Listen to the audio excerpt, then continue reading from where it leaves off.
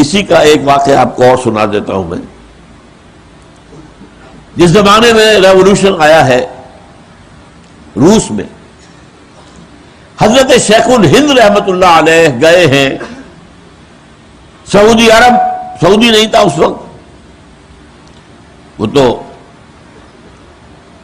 حسین تھا والی مکہ. اور وہاں سے اصل میں مقصد کیا تھا کہ مدینے میں اس وقت تک گورنر ترک موجود تھا، ٹرکش، ابھی آٹومان امپائر انٹیکٹ تھی.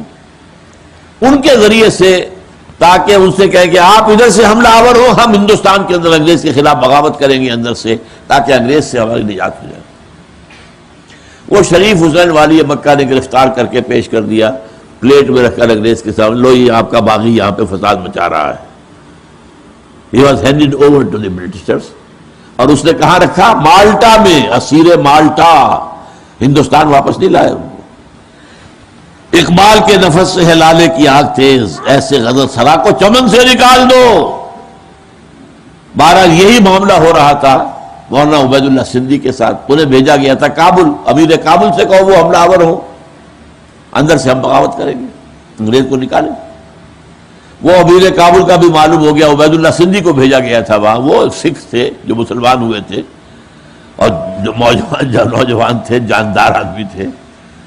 انہیں پتہ چلا یہ گرفتار کرنے لگے، وہ بھاگ کر روس چلے گئے. واپس تو آ نہیں سکتے، ادھر تو انگریز پکڑے گا فوراً. روس گئے. روس میں انقلاب ابھی تازہ آیا تھا. آپ کو معلوم ہے انقلاب جب آتا ہے تو کچھ عرصے تک ہر چیز جو ہے وہ ابھی طے نہیں ہوئی ہوتی، میلٹنگ پاٹ میں ہوتی. ابھی نیا نظام پوری طریقے سے جڑیں جما نہیں چکا ہوتا، تو ابھی وہ میلٹنگ پاٹ میں تھا. اس نے کہا کہ میں اگر لینن سے ملاقات کر کے اسلام کا نظام اسے بتاؤں تو کیا جب انہوں نے بادشاہ سے نجات حاصل کر لی تو وہ ہمارا نظام اختیار کر لیں. لینن بستر مرگ پر تھا. اس کا نمبر 2 ٹراٹسکی تھا. لینن، وہ اسٹالن نہیں تھا. اسٹالن نے تو سازش کر کے جو ہے وہ مقام حاصل کیا، اور ٹراٹسکی تھا. لینن نے معذرت کر لی اور کہا کہ ٹراٹسکی سے بات کر لیجیے. ٹراٹسکی نے بڑی بات سنی، بہترین بات سنی، ہاں، اور کہا مولانا جو نظام آپ بتا رہے ہیں واقعتاً بہترین ہے، لیکن آپ نے اسے کہیں قائم کیا ہے؟ مولانا عبید اللہ سندھی کہتے ہیں اس کے بعد میری نگاہیں نیچی ہو گئی، میں اس سے آنکھیں چار نہیں کر سکتا. بھئی اعلیٰ نظام ہے تو قائم کرو نا. یہ اوروں میں ریوڑیاں بانٹنے آ گئے ہو، اپنے بچوں کو دو نا. دلیل ہے سیدھی سیدھی. یہ دلیل ختم کرنے کے لیے، کیونکہ دوبارہ یہ نظام دنیا میں آئے گا اور گلوبل ہوگا. اب تو ہر چیز گلوبل ہو رہی ہے نا، گلوبل آئے گا. کیپٹلزم گلوبلائز ہو رہا ہے، اور اس کے خلاف بھی ریزنٹمنٹ ہے، اور اس کا ٹائر پنکچر ہو چکا ہے امریکہ میں. کیپٹلزم کی ماں جو ہے اس کی ہوا نکل چکی ہے. Globalisation of capitalism. اب انہیں اندیشہ ہے اسلام نہ آ جائے. یہ جو شعر کہا تھا اقبال نے آج سے 60 سال پہلے، ابلیس کی مجلس شورا میں ابلیس سے کہلوایا ہے. ابلیس کہتا ہے عصر حاضر کے تقاضاؤں سے ہے، لیکن یہ خوف ہو نہ جائے آشکارا شرع پیغمبر کہیں. اس کے ایک مشیر نے کہا تھا یہ جمہوریت دنیا میں آ گئی، اب شیطنت کہاں رہے گی؟ یہ تو اشتراکیت آ گئی، اب ہمارا نظام کہاں رہے گا؟ اس نے کہا مجھے نہ اشتراکیوں سے کوئی ڈر ہے، کم ڈرا سکتے ہیں مجھ کو اشتراکیت کوچا گرد. یہ پریشان روزگار آشفتہ مغز آشفتہ ہوں. اور نہ جمہوریت سے ہے، ہم نے خود شاہی کو پہنایا ہے جمہوری لباس. جب ذرا آدم ہوا ہے خود شناس و خود نگر، تو نے کیا دیکھا نہیں مغرب کا جمہوری نظام، چہرہ روشن اندرون چنگیز سے تاریخ تک. This is the dictatorship of the capitalist. Billionaire ہی کوئی الیکشن لڑ سکتا ہے نا، یا بلینئرز کی مدد سے پھر ان کا اعلی کار بن جائے گا. جو ملینز اور بلینز آف ڈالر دیتے پھر اپنی باتیں چلوائیں گے کہ نہیں؟ یا آپ خود ملینئر ہو تو میدان میں آئے. تو وہ تو کیپٹلزم جو ہے اس وقت سرمایہ داروں کی ایک تعمریت ہے. لیکن یہ خطرہ ہے کہ اسلام دنیا میں کہیں نہ آ جائے.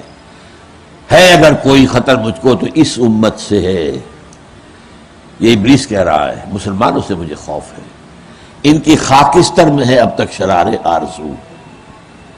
جیسے انگارہ ہوتا ہے، اوپر راکھ آ جائے تو آپ کو نظر نہیں آتا کہ اندر آگ ہے، آگ تو ہوتی ہے۔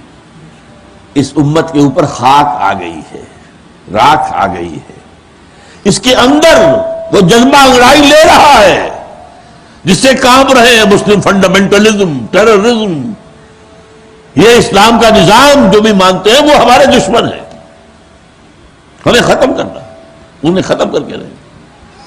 لیکن یہ کہ بالآخر اسلام آئے گا۔ اب تو نبی بھی کوئی نہیں ہوگا، معجزے تو نبیوں کے لیے ہو سکتے تھے، بغیر معجزوں کے لانا پڑے گا نا۔ تو حضور نے حجت قائم کر دی، میں نے کر کے دکھایا، میں نے مارے کھائیں، میں 3 سال تک نظر بند رہا اور اس میں بھوک اور فاقہ بھی تھا، شیب بنی ہاشم میں میرے دندانے مبارک شہید ہوئے، میں نے اپنے پیٹ پر پتھر باندھے، میں نے پتھراؤ جھیلا ہے طائف کا۔ تو یہ تم پر حجت ہے کہ نہیں؟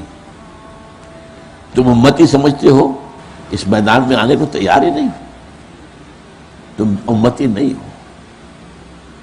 بہرحال اس موضوع پر ذرا تفصیل سے گفتگو جو ہونی ہے کہ دنیا میں بالآخر ابھی ویسے امت مسلمہ پر عذاب کے مزید کوڑے برسنے ہیں، خاص طور پر عربوں پر، اور نمبر 2 ہم مجرم ہیں۔ وہ مجرم نمبر 1 کیوں ہیں؟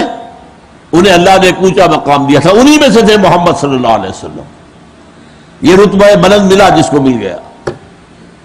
اور نمبر 2 ان کی زبان میں اللہ کا کلام موجود ہے۔ ہمارا تو عام آدمی قرآن نہیں جان سکتا، زیادہ ناظرہ پڑھ لے گا ثواب لے لے گا، ورنہ عربی پڑھنا، گرامر رٹنا، گردانے حفظ کرنا کو آسان کام ہے۔ ان کی تو اپنی مادری زبان میں ہے، پھر بھی انہوں نے قرآن کو اپنا امام نہیں بنایا۔ ہاں دعا مانگ لیتے ختم قرآن، وَاجْعَلْهُ لَنَا إِمَامًا وَنُورًا وَهُدًى وَرَحْمَةً، سب جھوٹ، سب بکواس۔ تم چاہتے ہی نہیں ہو کہ تمہارا امام قرآن ہو، تم اس کا نظام لانے کو تیار ہی نہیں ہو، یہ منافقانہ طور پر تم دعائیں مانگتے ہو، اس لیے وہ دعائیں منہ پر ماری جاتی ہیں۔ لیکن ہونا ہے، ایک دور آئے گا ٹرمائل کا بہت سخت، ابھی بہت سخت عذاب آنا۔ نمبر 2 پر ہم ہیں مسلمانوں نے پاکستان، لیکن اس موضوع پر مجھے آج شام کو تقریر کرنی ہے، کیا حالات ہیں اس وقت دنیا کے اور خاص طور پہ پاکستان کے۔